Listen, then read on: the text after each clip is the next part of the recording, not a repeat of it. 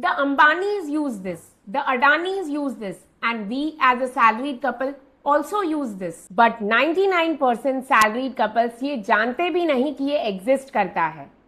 It's called a trust, a structure that India's wealthiest families have used for decades to protect, grow, and pass on wealth. It is the same structure that is available to any Indian family. It does not require massive wealth.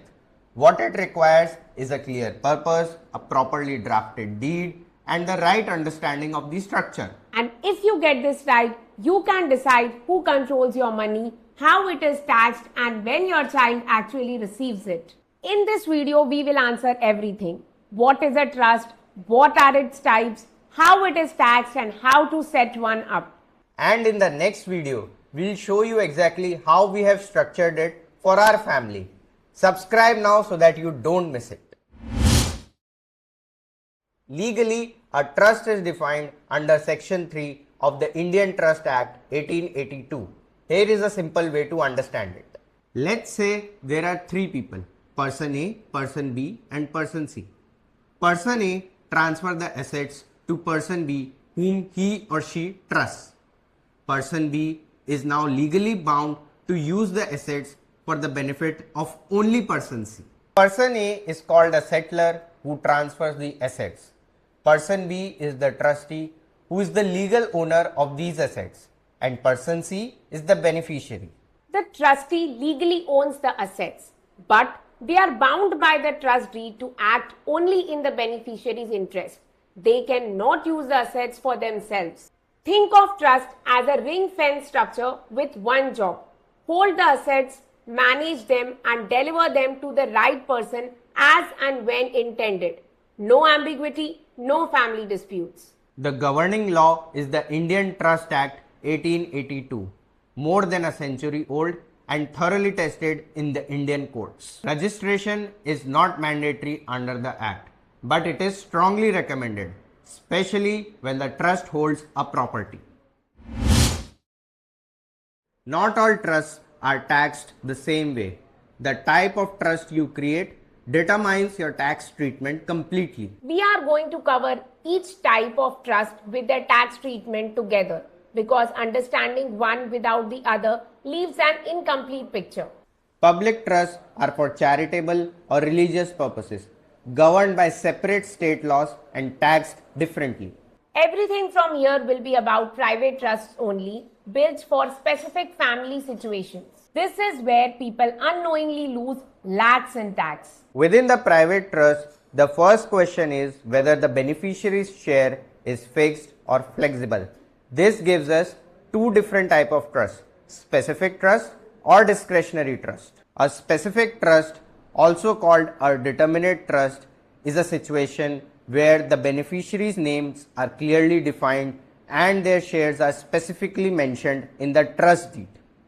The trustee has no discretion over who gets what. It is fixed at creation. Tax treatment.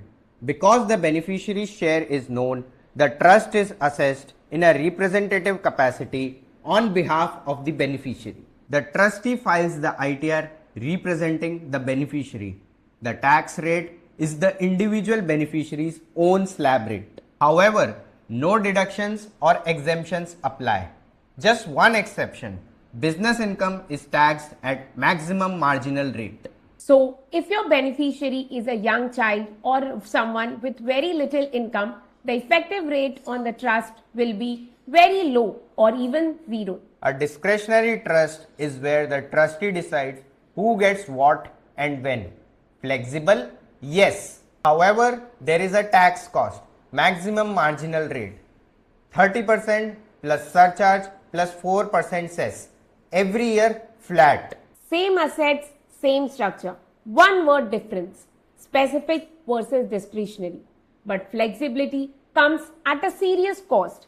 For most families with a defined child and defined purpose, specific is the correct answer. This decision determines whether your trust actually works or exists only on paper. The second dimension is whether the settlor can take back what they transferred. Thus, a revocable trust is where the settlor has the right to cancel it or reclaim the assets. Section 61 of the Income Tax Act treats revocable transfers as if it never happened for tax purposes.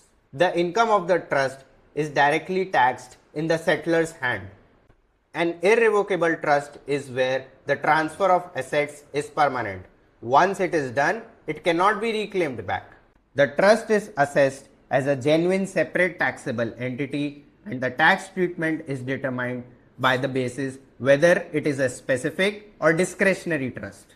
For the private trust to actually work and the tax separation to be real, it must be irrevocable. A revocable trust gives you the form of a trust without the substance. The IT department sees through it immediately. Screenshot this and please subscribe if you find this useful. In the next video, this stops being theory. Every private trust has three parties, and getting each role right is what makes the structure work correctly. The settler creates the trust, defines the purpose, has the deed drafted, and transfers the initial corpus. Once that is done, the settler's role is largely complete. From that point onwards, the deed governs the trust.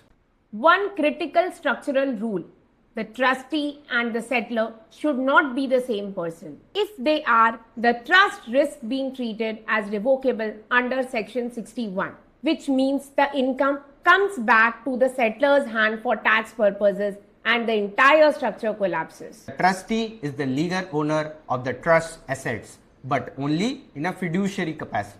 They invest within the deed's mandate, maintain the trust account, file the annual ITR, and distribute the income or corpus to the beneficiaries as specified in the deed. Multiple trustees are often preferred for continuity and to avoid single point failure in management. The beneficiary is simply the person for whose benefit the trust exists.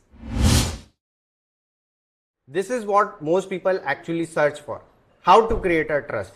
It comes down to three things. The deed is the founding document. Everything that governs the trust must be explicitly written here. There is no verbal understanding, no amendments until the deed permits it. The deed must specify name of the trust, settler details, trustee names and powers, beneficiary shares and their names, initial corpus, investment mandate, distribution terms. And the most important clause, the purpose clause. If you get this wrong, your full structure can collapse. This clause determines the tax treatment of the trust, the validity of the irrevocable structure, and whether accumulation protection applies.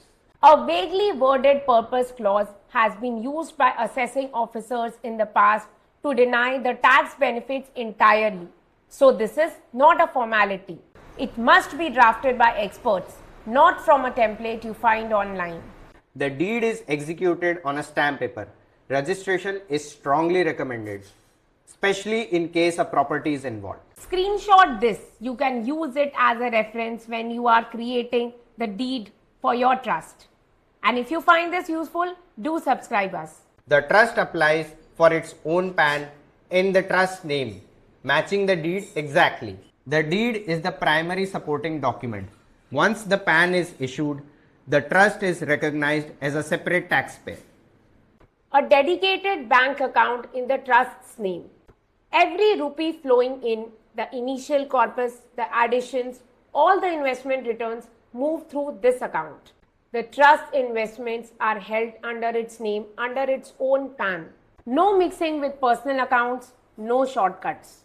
This separation is what gives the trust its identity as an independent entity in the eyes of law.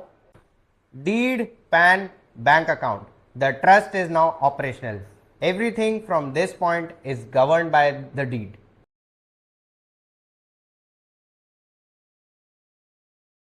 So, a trust is not just a legal concept. It is a deliberate structure, and the type you choose determines how it is taxed. Most people never use this, not because it is complex, but because they were not aware about it. Now you have the full foundation. In the next video, real structure, real numbers, along with how HUF and trust work together for our family. If this helped, share it with one couple who has children but have not thought about it. and subscribe because in the next video is where everything becomes actionable.